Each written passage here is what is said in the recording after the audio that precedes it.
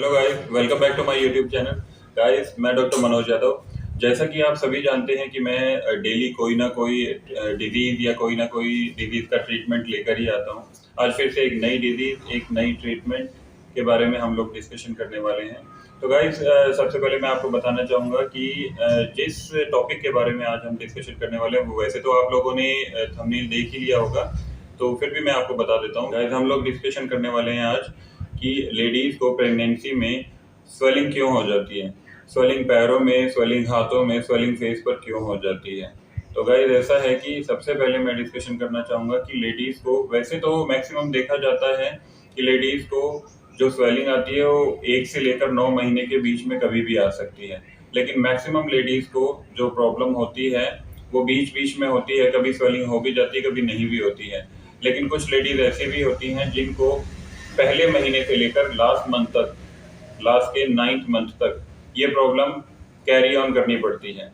तो गाइस, मैं सब यही आप लोगों के सामने डिस्कशन करने वाला हूँ कि ये प्रॉब्लम आती किस वजह से है, इसके क्या-क्या कॉजेज़ हैं, इसके लक्षण क्या-क्या हैं और इसको रोकने के उपाय क्या-क्या कर हम लोग कर सकते हैं। तो गाइस, मैं आप लोगों को बताना चाहूँगा कि अगर जनरली जब भी लेडीज़ को ये प्रॉब्लम होती है, जब भी लेडीज़ को स्वेलिंग आती है, तो सबसे पहले वो पैरों में स्वेलिंग आती है। पैरों में स्वेलिंग आने को हम लोग पैडल एडेमा कहते हैं। किस वजह से पैडल एडेमा होता है, इसको रोकने के क्या-क्या उपाय हैं, अब हम लोग इस चीज़ के लिए आगे बढ़ते हैं। तो गाइस, सबसे पहले मैं आपको इस चीज़ के कॉजेज़ के बारे में बताना चाहूँगा कि पैडल एडेमा जो होता है, जो पैरों में स्वेलिंग होती है, वो किस वजह से होती है।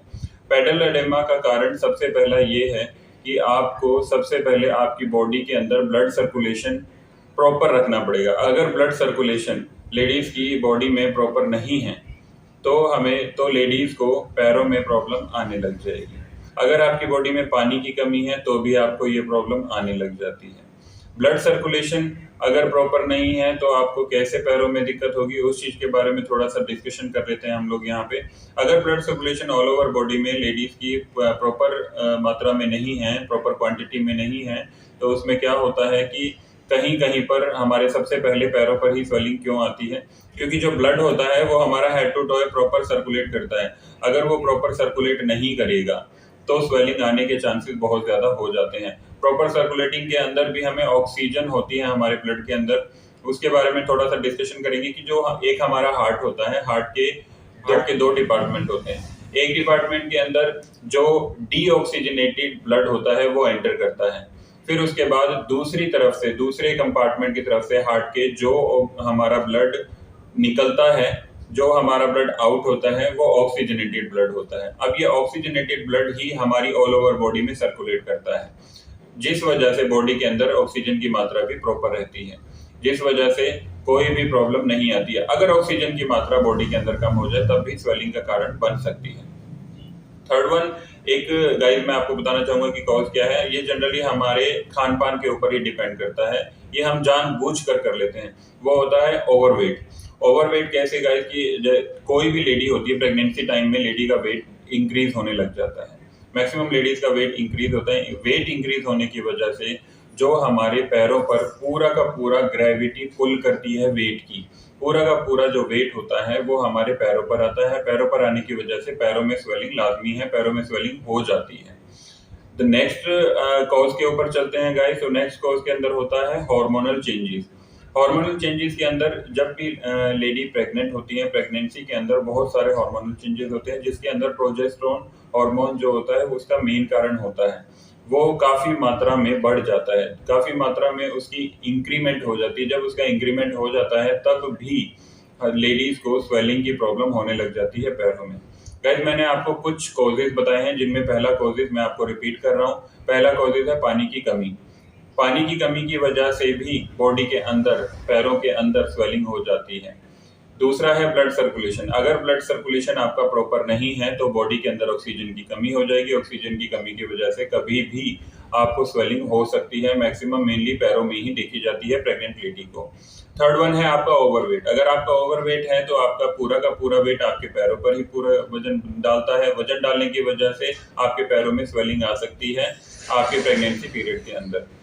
The last one is hormonal changes. अगर आपके हार्मोनल चेंजेस होते हैं, हार्मोनल चेंजेस वैसे होते ही हैं लेडीज में प्रेगनेंसी के दौरान, तो हार्मोनल चेंजेस के अंदर प्रोजेस्टेरोन हार्मोन हार्मोन जो होता है वो काफ़ी ज़्यादा एक्टिव हो जाता है, काफ़ी ज़्यादा इंक्रीज़ हो जाता है, जिस वजह से भी आपको ये दिक्कत आ सकती है।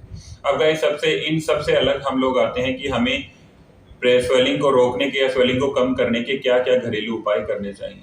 तो गाइस सबसे पहला उपाय ये है कि आपको अगर ऐसी कोई स्वेलिंग आती है, अगर आपको नहीं पता है, बार-बार आ रही है कि हमें इसका क्या इलाज किया जाए, तो सबसे पहले आप अपने किसी भी अच्छे डॉक्टर से सलाह-मशवरा करें, परामर्श लें। दूसरा गाइस कि आप ज़्यादा चले नहीं, ज़्यादा खड़े होके काम मत कीजिए, ज़्यादा देर तक पैर लटकाकर मत बैठिए। तीसरा गाइस जितना ज़्यादा हो सके आप अपने पैरों को, अपने हाथों को पानी में भिगोकर रखें, ठंडे पानी में भिगोकर। ठंडे पानी में भिगोने से आपकी स्वेलिंग डाउन हो जाएगी।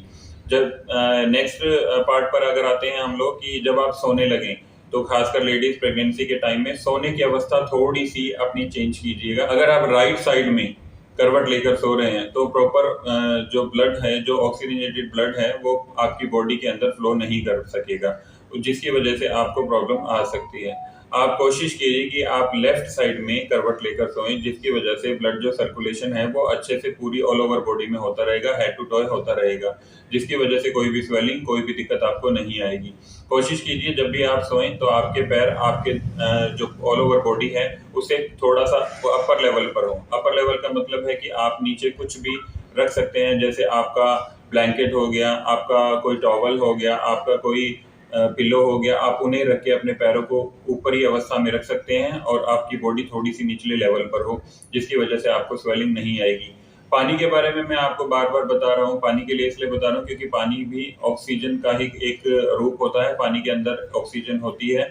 जितना ज़्यादा आप पानी पिएँगे, आपकी बॉडी हीट नहीं करेगी। हीट नहीं करेगी तो आपको स्वेलिंग की प्रॉब्लम से भी बचाया जा सकता है, आपको काफ़ी ज़्यादा प्रॉब्लम से बचाव हो सकता है। अगर गाइस आपको इन सभी दिक्कत में से कोई भी जैसे स्वेलिंग है, ये स्वेलिंग फिर भी काफ़ी ज़्यादा हो रही है, तो आपको सबसे पहले अपने डॉक्टर को दिखाना है, डॉक्टर से सलाह-मशवरा लीजिए।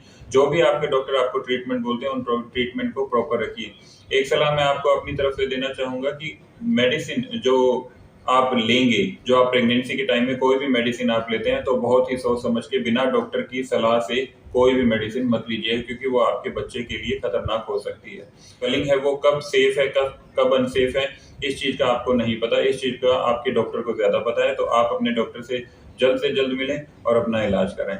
अगर आपको मेरी ये वीडियो अच्छी लगी हो तो गाइज़ इसे लाइक कीजिएगा, सब्सक्राइब कीजिएगा। Thank you.